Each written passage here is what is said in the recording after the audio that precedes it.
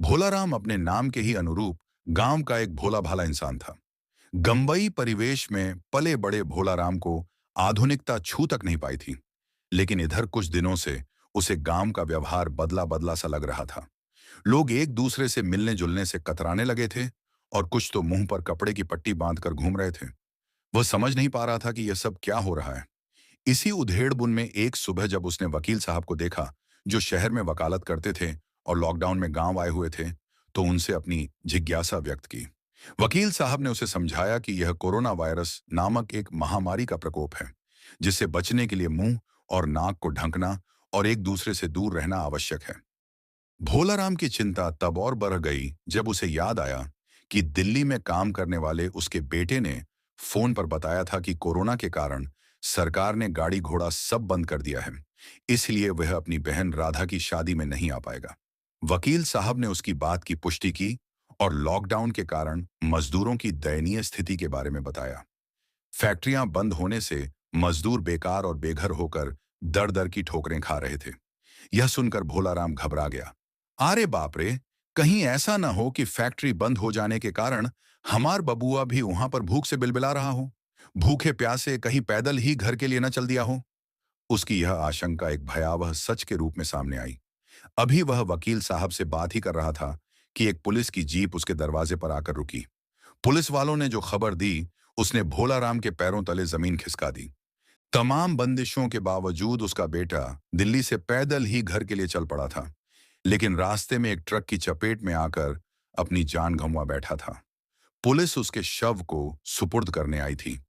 यह सुनते ही भोलाराम बेहोश होकर गिर पड़ा और पूरे घर में कोहराम मच गया। यह सिर्फ भोलाराम के परिवार की त्रासदी नहीं थी, बल्कि उस दौर के लाखों प्रवासी मजदूरों की कहानी थी। ऐसा ही एक मजदूर था नरेश, जो वर्षों पहले अपना गांव छोड़कर मुंबई में बस गया था। लॉकडाउन ने उसका सब कुछ छीन लिया था। फैक्ट्री बंद हो गई, वेतन मिलना बंद हो गया और पास के पैसे खत्म हो गए।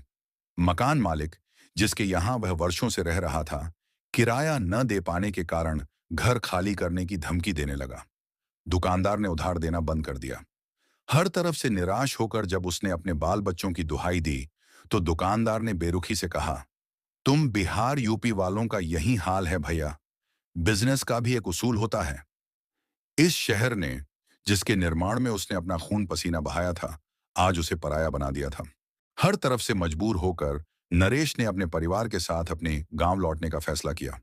उसे व्हाट्सएप पर खबर मिली कि बांद्रा स्टेशन से बिहार के लिए एक ट्रेन जाने वाली है। जब वह परिवार समेत जैसे तैसे स्टेशन पहुंचा, तो वहां हजारों की भीड़ देखकर भौंचक्का रह गया। बाद में पता चला कि ट्रेन जाने की खबर महज एक अफवाह थी। भीड़ अनियंत्रित हो गई और पुलिस को लाठीचार्ज करना पड़ा। किसी तरह उस भगदड़ से बचकर हर तरफ से निराश नरेश ने अपने परिवार के साथ मुंबई से अपने गांव तक का हजारों किलोमीटर का सफर पैदल ही तय करने का दृढ़ निश्चय किया। 15 दिन की कठिन और पीड़ादायक यात्रा के बाद जब वे अपने गांव पहुंचे, तो वहां का नजारा भी बदला हुआ था। अपनों के व्यवहार में अपनत्व की जगह एक अनजाना भय और संदेह था। लोग उनसे दूर दूर भाग रहे थे, जैसे वे कोई अछूत हों। घर पहुंचे 2 घंटे भी नहीं हुए थे कि किसी की सूचना पर पुलिस उन्हें लेने आ गई और पूरे परिवार को एक स्कूल में बने क्वारंटाइन सेंटर में ले जाकर कैद कर दिया। वहां की अव्यवस्था और घटिया खाना देखकर नरेश को लगा कि वह किसी जेल में आ गया है। 14 दिन की कैद काटने के बाद जब वह घर लौटा, तो परिवार वालों का बदला व्यवहार उसे और भी चुभने लगा। उन्हें शायद यह लग रहा था कि वह अब हमेशा के लिए यहीं रहने आ गया है, जिससे संपत्ति में अधिकार का भय पैदा हो गया था। जिस अपनत्व और सहारे की उम्मीद में वह इतने कष्ट सहकर गांव लौटा था, वह यहां भी मृग तृष्णा ही साबित हुआ। कोरोना का असर सिर्फ गरीबों और मजदूरों पर ही नहीं था, बल्कि हर वर्ग अपनी अपनी तरह से परेशान था। शहर के एक प्रतिष्ठित व्यवसायी धनंजय जी, जो अपने स्वास्थ्य को लेकर काफी जागरूक थे, लॉकडाउन में घर बैठे बैठे खींचने लगे थे। उनकी दिनचर्या बाधित हो गई थी और व्यवसाय ठप्प हो गया था। पत्नी से अपनी परेशानी साझा करते हुए उन्होंने उन कर्मचारियों के वेतन की चिंता जताई, जिनका घर उन्हीं की तनख्वाह से चलता था। पत्नी ने जब उन्हें व्यावहारिक होने की सलाह दी, तो उनके मन में एक विचार आया। उन्होंने सोचा कि क्यों ना इस खाली समय का उपयोग उन लाचार लोगों की सहायता के लिए किया जाए, जिनके पास इस महामारी में कोई सहारा नहीं है। उन्होंने वकील साहब से कानूनी सलाह लेकर सोशल मीडिया के माध्यम से लोगों से मदद की अपील की और एक सहायता अभियान शुरू कर दिया, जिससे उनके बेचैन मन को शांति मिली। दूसरी ओर गुप्ता जी जैसे संपन्न होटल मालिक भी परेशान थे। लॉकडाउन में उनका होटल व्यवसाय ठप पड़ गया था। उन पर बैंक का कर्ज था और भविष्य की चिंता उन्हें खाए जा रही थी। उनकी सबसे बड़ी पीड़ा उनका अपना परिवार था। बेटा और बहू उनकी सुनते नहीं थे और एक ही छत के नीचे रहते हुए भी सब एक दूसरे से अनजान थे। बहू उनकी नजर में घर का कोई काम नहीं करती थी और बेटा पूरी तरह जोरू का गुलाम हो गया था। उनकी बहू का दर्द अलग था। उसका मानना था कि इस घर में बहू और बेटी के लिए दोहरे मानदंड हैं। बहू को नौकरानी समझा जाता है, जबकि बेटी को पूरी स्वतंत्रता दी जाती है।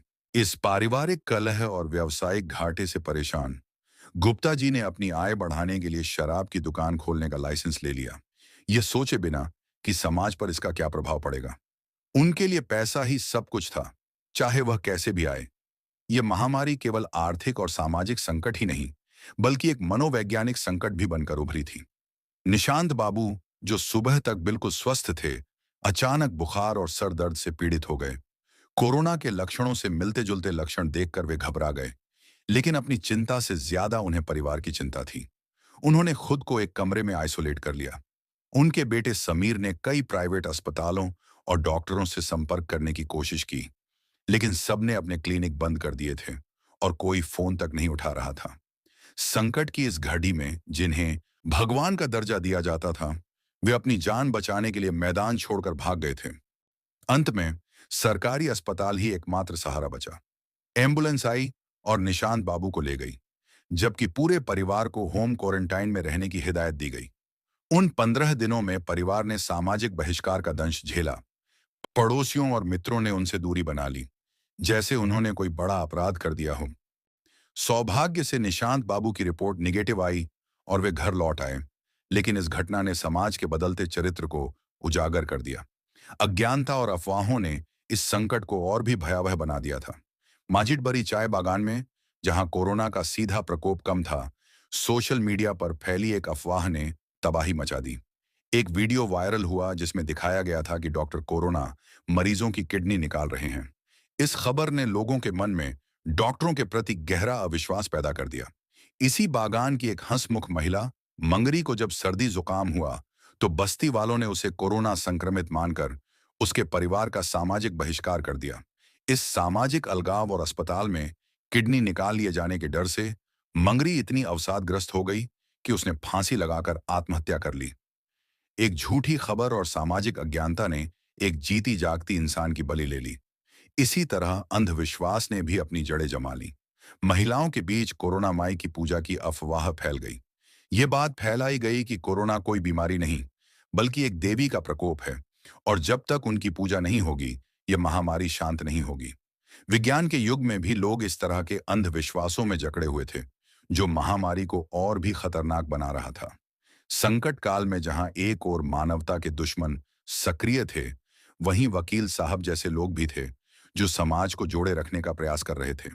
वकील साहब, जिनका असली नाम अभिषेक था, युवावस्था में एक आदर्शवादी छात्र नेता थे जो व्यवस्था बदलना चाहते थे।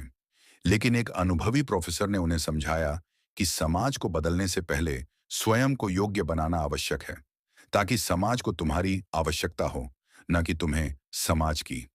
इस सलाह ने उनकी दिशा बदल दी और वे एक सफल वकील बने, लेकिन उनके अंदर का समाज सेवक हमेशा जीवित रहा। वे हर किसी की मदद के लिए तत्पर रहते, चाहे वह कमलेश महतो हों, जिनकी बेटी की शादी कंटेनमेंट जोन घोषित होने के कारण रुकी हुई थी, या चाय बागान के जॉन हों, जो अपनी पत्नी के शव का पोस्टमार्टम कराने से डर रहे थे। वकील साहब ने कानून और संवेदना का संतुलन बनाते हुए सबकी मदद की। महामारी के बीच जब सरकार ने चुनाव की घोषणा की, यह व्यवस्था के पाखंड का सबसे बड़ा उदाहरण था। एक तरफ आम जनता को भीड़भाड़ से बचने और घर में रहने की सलाह दी जा रही थी, वहीं दूसरी तरफ नेता खुद हजारों की भीड़ जुटाकर रैलियां कर रहे थे। सोशल डिस्टेंसिंग और मास्क जैसे नियमों की धज्जियां उड़ाई जा रही थीं। वकील साहब यह देखकर हैरान थे कि अपनी जान जोखिम में डालकर यह भीड़ उन नेताओं के पीछे क्यों भाग रही है, जो चुनाव जीतने के बाद उन्हें पूछेंगे भी नहीं। उनके लिए मानव जीवन से बढ़कर कुर्सी थी। ये उपन्यास सिर्फ एक महामारी का लेखा जोखा नहीं, बल्कि मानवीय मूल्यों के क्षरण की एक दर्दनाक कहानी है। यह दिखाता है कि कैसे एक संकट व्यक्ति, परिवार और समाज के भीतर छिपे स्वार्थ, भय, अज्ञानता और पाखंड को उजागर कर देता है। अर्थ ने संबंधों को बौना कर दिया था और व्यक्ति अपनी ही बनाई दुनिया में अकेला पड़ता जा रहा था।